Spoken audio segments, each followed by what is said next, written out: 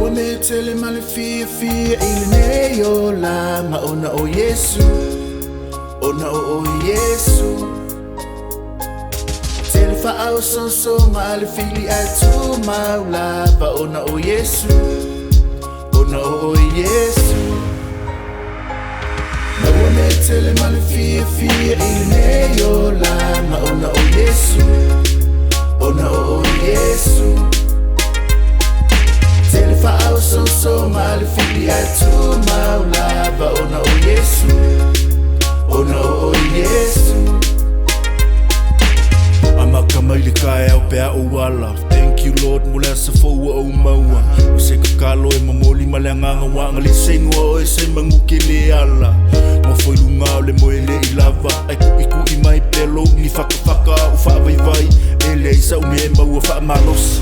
E whainga kale o langa. Maua me tele male fia fia ili ne o la ma ona o Yesu. Ona o Yesu. Tele fa au son so male fili atu maula ba ona o Yesu. Ona o Yesu. Amaka ngamou pe whaiwhai a ngalo. O se mangaku ai au mua maso o kakalo. Pe oke ai ai le whai se wha mangalo. O mea ia olo o misi le kele o aso.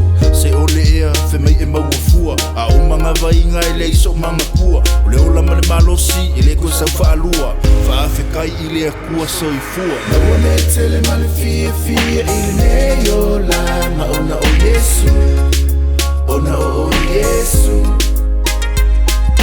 Tele fa au son so male fili atu maula ba ona o Yesu. Ona o Yesu. A o mangaku i lunga liu whaalava au. Mai kongi ola mo mākou lau whāngau. Sa o loko mo leo lai whaavavau. Lau whaaloalo Yesu o kaulau. O malie o malie le pule i manga. O malie le papa i ngalangala. Malie le papa le whaakukolo ngā kama. Ele koe whaarua inga i sa mākukala. Maua me tele male fia fia ili ne o la ma ona o Yesu. Ona o Yesu. Tele fa au son so male fili atu maula ba ona o Yesu. Ona o Yesu.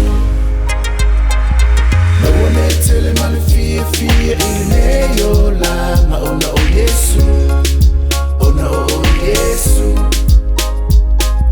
Tele fa au son so male fili atu maula ba ona o Yesu. Ona o Yesu.